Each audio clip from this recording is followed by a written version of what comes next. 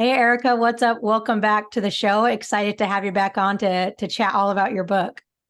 Thanks for having me again, Shay. I can't wait to talk about this next book.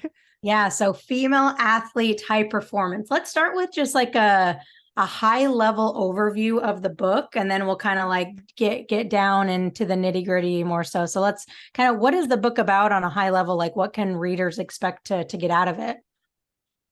Well, I started writing it over a year ago, and what inspired me to write it was some of the messaging I was hearing female athletes being blasted with.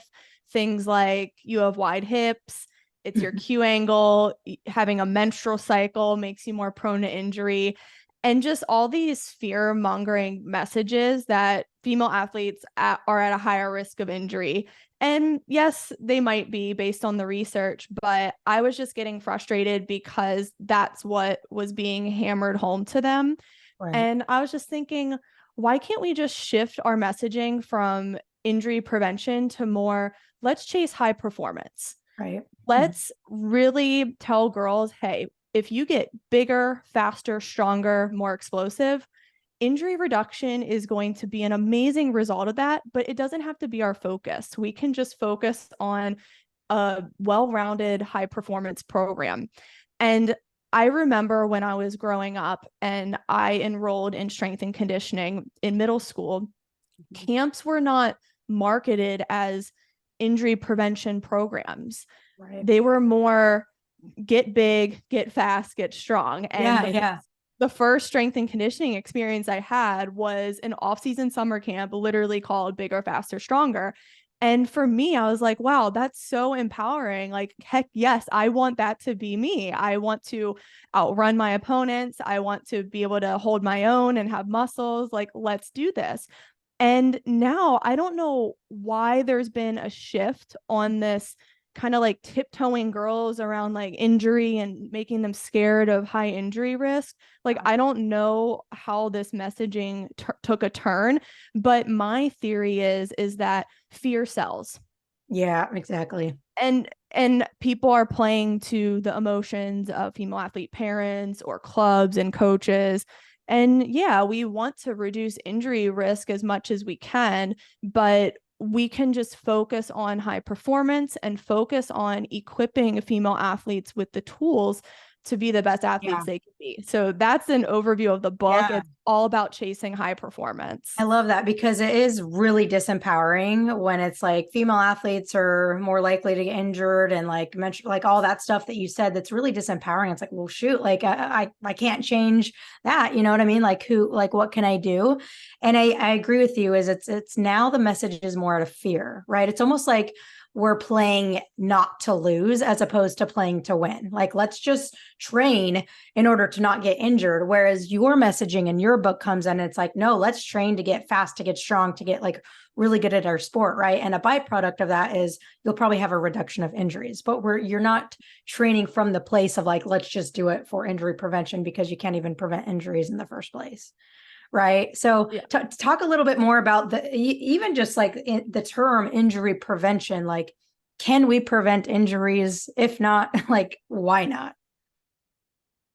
Yeah, I've gone back and forth on this one. So I used to think injury prevention was this ridiculous term, but I think as Mhm. long as we're transparent with our athletes, whether we use injury prevention or injury reduction or Yeah. injury mitigation, as long as we're transparent with them, hey, we're just trying to stack the odds in your favor.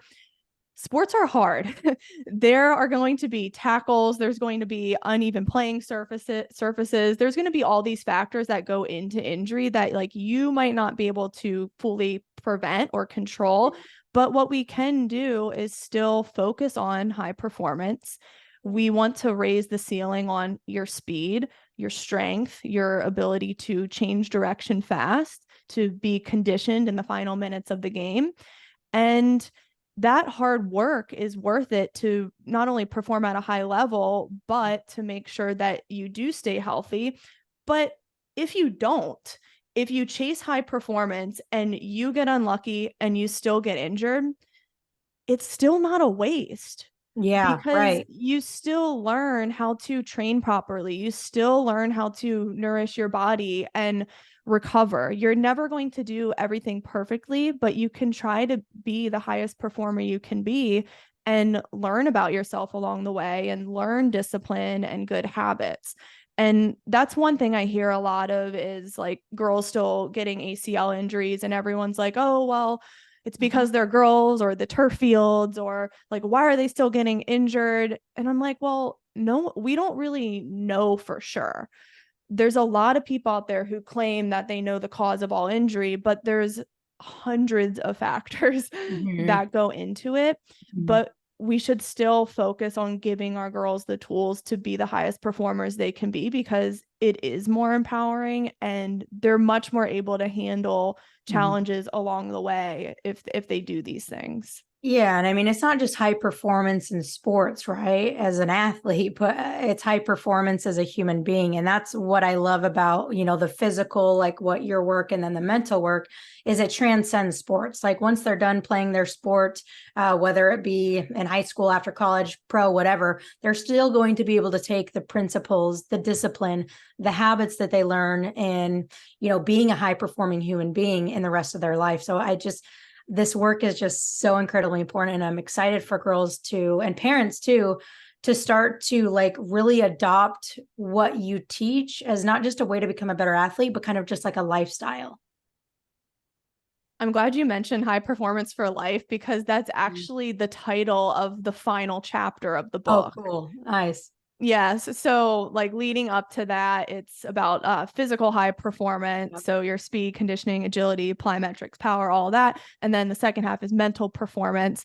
And then the closing chapter is all about using these tools for life in your career, or as Oh, a mom one day, or whatever you decide to do when sports ends, because I always say this, they will end. So you have to take these tools for high performance and continue to raise the standard on how you approach life, how you approach your health and your relationships and your family. So I really think the final chapter is going to wake some people up that, okay, we yeah. need to go through life empowered. And while it's not always going to be perfect, we can at least set ourselves up to continue to get better and to perform at a high level. I love that. I love that. And like you're someone I think that kind of challenges the status quo quite a bit. Out of all of the like topics, chapters in your book, which chapter do you feel like is going to shake people up the most and maybe be the not so an unpopular opinion, maybe? Oh gosh. I have two that I can Okay. think of. So the first one is long-term athletic development for female athletes. It's actually, I think it's the longest chapter in the book. It's about 40 pages. Yeah, that's a big Uh, topic. yeah, it's a big topic, and it really walks through each stage of female athlete development. So the play stage before age 12, where it's more about fun and games, and then the next stage is more specialization when we get into late middle high school and we pick a single sport and we do more serious training. And then the performance phase, which is age 15 and up through college, that's more of the phase where we're looking at objective measurements on power, speed numbers, and really fine tuning certain things. Mhm. And I really think it's going to wake parents, girls, coaches up to how training has to be not only age appropriate, but also maturity appropriate, especially emotionally.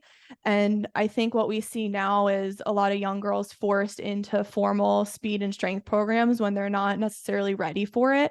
Right. And I think this chapter is going to be really good. And I tell a few funny stories of parents I've dealt with who've Mhm. given me a hard time about Mhm. training, especially for the younger ages.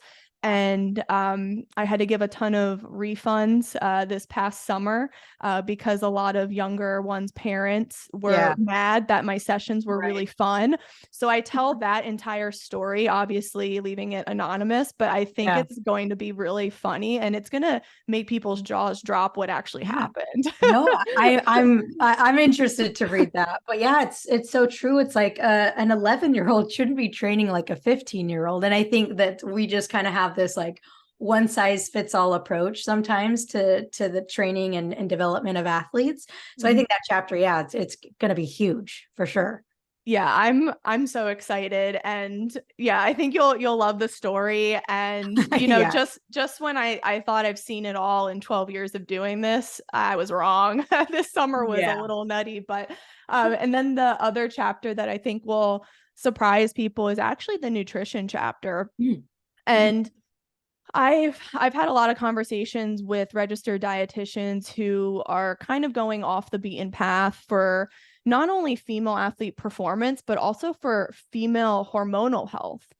And I'm just really fascinated about the most up-to-date research on how we can support our female athletes' physical performance, mental performance, and hormonal health through really upping protein and healthy fats. And I'm not saying I'm anti-carb, but I'm just saying that based on the current research, we're giving them too many processed carbs and sugars and like really celebrating these things when it's actually awful for hormonal health. And it's going to really rock the boat and piss a lot of people off. But, you know, I'm not just getting this information from nowhere. There's a lot of registered dietitians I've talked to in the female space, but also even OBGYNs whose research I've pulled. So it's super fascinating. And I'm really excited for the nutrition chapter. Yeah, I mean, that's the thing about your books is it's not just like anecdotal. It's like you're doing the research, you're talking to the experts. And just like your first book, like I know this book is going to be very scientific based and have like a lot of research and science to like back up what you're talking about, you know, because I know like there's a lot of crap out there. And so I'm glad that there's this resource, really, this guide, this kind of playbook that parents and athletes will be able to go to when they're, you know, seeing other things on Instagram and whatnot, where they can kind of go back to your book and really reference, you know, the more truthful side of the equation. There's definitely a lot of research, and I would say compared to the first book, it's more of a practical application. So there is a lot of research in this book, but it's more, okay, what are some sample meal plans? What are some sample recovery circuits? There's a exercise video library in there. There's pictures of drills for every physical performance quality. And then at the end of the book, there's actually workbooks for the off season. And so people just get a little sample program. And the first book was mainly just, okay, why do we do this? But now this book's like, okay, how do we do this? And this book is actually 3 times the size of my first book. So I'll just here, like, you know, that's just a standard size. Nice big book. Yeah. So it's gonna be pretty big, but I'm excited. And I think it's like close to 500 pages. Yeah, that's a nice beefy book.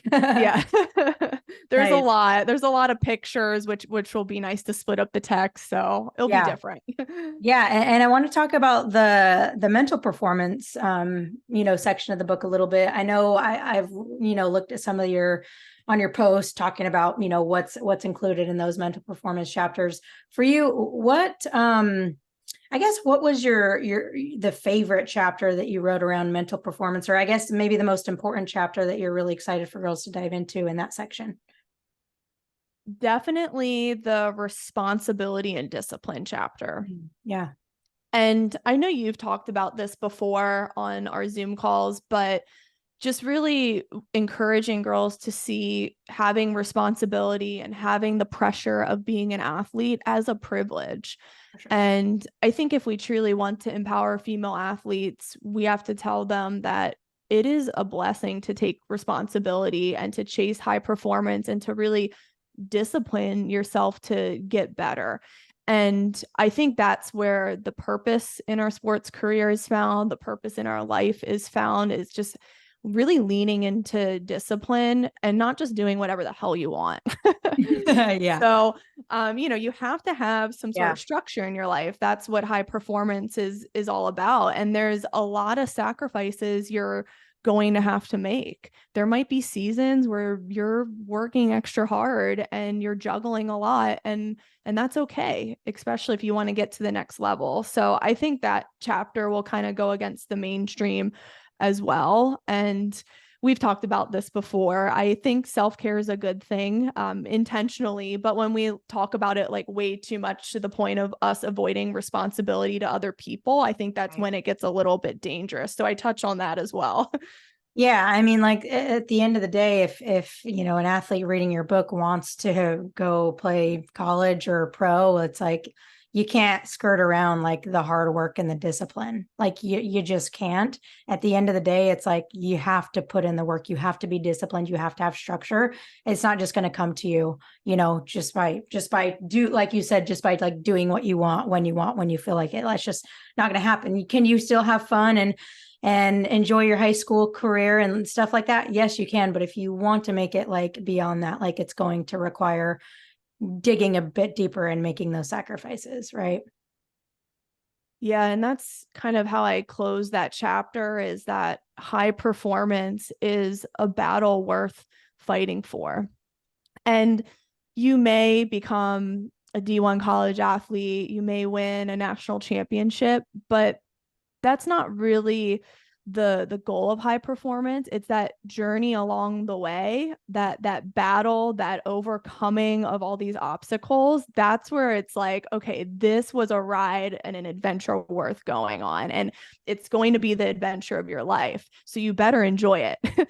And my mom always told me that, even when I was going through hard times during college soccer, and there'd be weeks where I was really upset about certain things, she always told me, make sure you enjoy this because it's going to end one day. I know, it's so funny. I'm looking back, like, especially with, the conference championships, like Utah State actually just won their conference for the first time since I was there, which is amazing. But it just like kind of brings me back down memory lane a little bit. And when I was in it, there was really hard times where I was like, oh my gosh, this is so hard. This is like never going to end. Right. And now I look and I'm like 10 years removed from that, makes it like that really ages me, right? 10 years from playing college soccer. And I look back and I'm like, that went by like in a blink of an eye. But sometimes when you're in it, when you're going through it, when it's hard work, it can seem like it lasts forever. So, like, yeah, it is just so important. Like you said, it's like it really isn't about the outcomes necessarily. It's more about the journey and the lessons along the way and the discipline and the habits that you build along the way, and like really being grateful for those moments and the tough times and the good times, because it does go by so fast. Do you miss some of the tough times at all? Yeah, you know what? There's a big part of me that is like always wanting to like seek out hard physical challenges. For me more so, I'm like, okay, where can I go backpacking and like, just like hard physical challenges, because that's just like the athlete in me, where I want to compete with myself in that way. So yeah, I do miss like when I'm watching games, it's the stuff that I miss the most is the competitiveness of the games, like the really intense games where you're just stuck in. Like that's what I miss the most about playing, is just like those really highly competitive, intense environments. Yes. Yeah. Yes, that competitive environment is something you definitely miss when you're done. And I was talking to Dave Gleason about this last week on the podcast, because it's like when you become an adult, all you have is these co-ed soccer leagues. Yeah, right. And you're just going to get frustrated with them because it's just like not a good level, and everyone just like making passes out of bounds. And you're like, oh gosh, I just missed like competitive soccer. Yeah. But I write about how high performance is chasing that competitiveness. And when we look at some of the best high performing female athletes in the world, like Serena Williams, she always wanted to compete. And in order for her to raise the bar on her performance, she always had to train with people better than her or play against people better than her. And that's how you become a true high performer, is you don't necessarily run away from stress. You lean into it and you get better because of it. I love that. Yeah. I mean, if you lean away from it, like you're not going to grow. That fear or whatever it is just going to get bigger. So I love that. I'd love to see, Eric. I know you wanted to maybe share your screen to share some things with the book. So if you're watching or if you're listening on, Spotify or Apple, head over to YouTube if you want to see some of the visuals here of Erica's book. So Erica, we got it. We got the screen share. So I'll let you just kind of, share what you want to share with this screen share. So here's the cover. Super cool. She did an amazing job. I actually used her for my first book, and I wanted it pretty similar to the first book cover with the topography. But since it's all about high performance, I wanted it to be more electric Yeah, and just kind of pop. And it's actually going to be released in paperback and hardcover just because it's so big. And I'm going to release it in color because there's pictures in the book. So it's going to be a color book, which will be really nice. So I'm really excited. And it will only be available on Amazon. Okay, that's what I was going to ask. Okay, so it'll be available. Will it be available ebook too? Yes. Like Kindle? Okay. Yep. So we got ebook, paperback, and hardcover. Very cool. And then what is, drum roll, I know this may change, but what is your planned release date? So this podcast, when you're listening to it, it's November 22nd. What is the release date for this? So I want everyone to enjoy their Thanksgiving holiday. But if you have time on Black Friday to hop over to Amazon and get the book, because it will be $20 off from Black Friday through Cyber Monday. So you have to take advantage of the sale. So make sure you get on it Black Friday when you're just kind of lounging around with your family and you're ready to get the book and dive in. So that's the plan. It should be available by then. I'm pretty sure it's done. My book editor and formatter are probably so mad at me. I've had They're done with probably 100 edits in the past week, but it's close. And with this book, I'm not chasing perfectionism, but I want to get close because I just want every sentence to really speak to everyone, because I know how short attention spans are now. And I know like not everyone can sit through a whole book, but like I have reread every sentence of the book 10 times. Yeah. So if you can imagine, it's taken several hours to do that. But the plan is Black Friday. So hopefully we're good for that day. I love that. And one last thing that I wanted to ask you, it was in an Instagram video, I think, where you're talking about like the difference between your first book and second book, and where your second book you were like more meticulous, right? And like a bit more like disciplined with edits and stuff. And I just was like so resonated with that. Like my first, well, I don't have a second book yet. But my first book, I'm like, wow, I like breezed through the edits. There was some like stuff that I missed. To be honest, I wasn't super disciplined with edits and stuff like that. So I think your first one is probably a little bit more disciplined than mine. I'm not much of a writer. But I just thought that was interesting how like once you get your second book, you're like, okay, I've done this before. Now it's like, I'm really going to like go deep and like lay into it. It's funny when you do your first book, you're just so excited to get it out. Yeah. You don't know. And then you're just like, oh, I just want to get this out there. It's so awesome. But then you get a copy of it. And a lot of people might not catch the mistakes, but you're just like, oh, I should have changed that one. Yeah, I had to go through and make some edits the first couple months in mine. Yeah. It's nice when you have control on the back end of Amazon. But even some of the best-selling authors, I will catch mistakes in their books. You do, yeah. It happens to everyone. Like, it's really crazy. Even if you have the best editing team, humans make mistakes. But I truly think with this one, Oh, it's so much better because I took so much time Yeah. to really read through every sentence. Yeah, and I feel confident that the people reading will feel that and feel the potency and the power in this book. So Erica, thank you for coming on, for sharing about your book. I'm really excited for it to be out there. So in the show notes, the link will not be live quite yet. So if you're listening on Wednesday, November 22nd, go to Amazon, search, you could probably just search Erica Suter or Female Athlete High Performance. And then if you're listening Black Friday or later, we'll make sure we have the link directly to the book on Amazon, so you can find it there. So Erica, any other words you want to say about the book, or I guess people know where to find you. You've been on about 1 million episodes, so yeah. I'm just really excited for this. I mean, I was excited about the first book, but Yeah. this book's different. Yeah. And I really can't wait. I'll just leave it at that. Awesome. Well, I can't wait either. So thanks for coming on. Make sure you guys go check out the show notes, grab the book, especially 20% off between Black Friday, Cyber Monday. So make sure you guys go check that out. And Erica, thanks for coming on. Thank you, Shay.